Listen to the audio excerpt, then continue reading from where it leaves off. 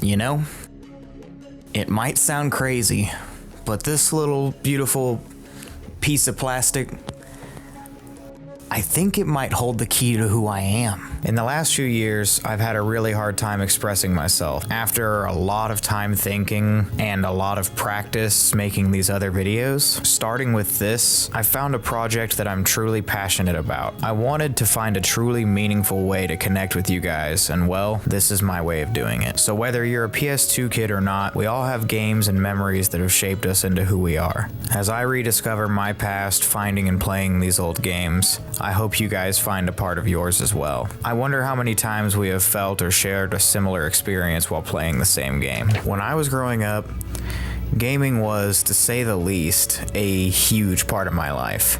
I would play video games pretty much every chance that I could, and I remember a lot around the time of me playing these games. So with this retrofitted vlog, my goal is to share all of the games and the stories that shaped my childhood. These memories are scattered across my life. There is a lot of ground to cover here. There's not going to be any particular order to how I play the games and how these stories come to you. I'm pretty much just going to do this in the order that I find the games and the order in which I want to play them. So pretty much these stories are just going to unfold as I rediscover each game. So what was your first console as a kid? For me, the PS2 was my home. My go-to escape games were Star Wars Battlefront 2, Ratchet and Clank, or pretty much any Lego game I could get my hands on. I honestly can't wait to dive into all these, but for now, I'm saving the good stuff for when I find them again.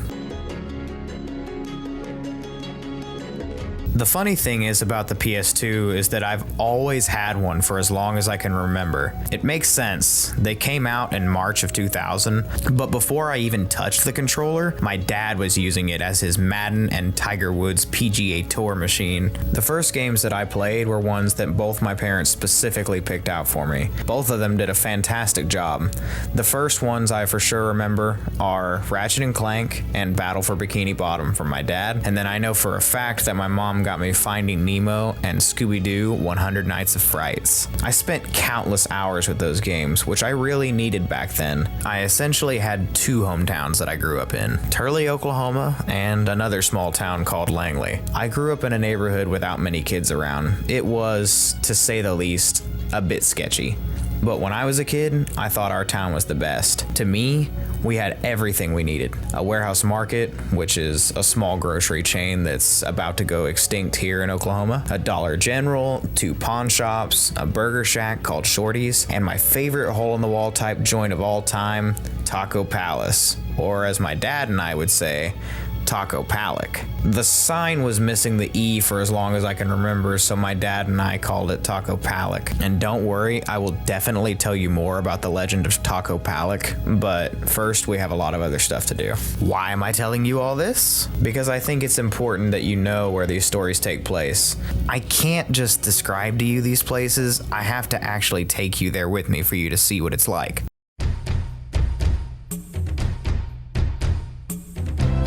Now, before we go any further, we're gonna have to assemble the sacred items. Step 1 in recreating my childhood collection, get the PS2.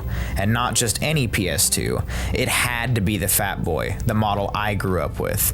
Thankfully, the fellas over at Thrillhouse Games came through. I called and they didn't have one ready immediately, but the owner said he had a couple in the back and he actually got one fully refurbished for me the very same day. Quick disclaimer, Thrillhouse Games isn't sponsoring me or the channel. I've just been shopping there for over 10 years, so I'm a definite fanboy. Their selection is amazing, their pricing is phenomenal. They're located near 71st and Memorial in Tulsa, Oklahoma, so if you're in town, they have tons of games, consoles, and accessories. If you're looking for some good stuff for your collection, you have to check them out while you're in town.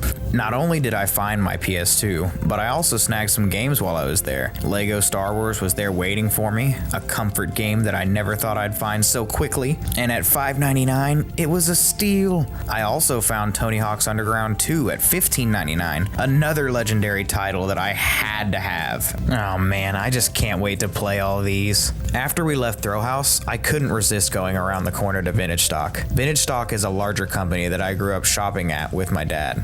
They have a great selection of products, and they also put on some great sales during the holidays, but their prices still don't compete with Throw House. When we got there, I actually ended up finding Nemo at the bargain price of $6.99. These are some really fantastic finds for my first day with the console, especially with this last one being one of the first games I ever played. These stories that I'm about to share, they're not just about the games. They're about the moments that shaped me, the people I shared them with, and the places that became a part of my life. So grab your controller, and let's dive back into these games and the memories that they hold. And if you have stories of your own, I really want to hear them. Please share them down below in the comments.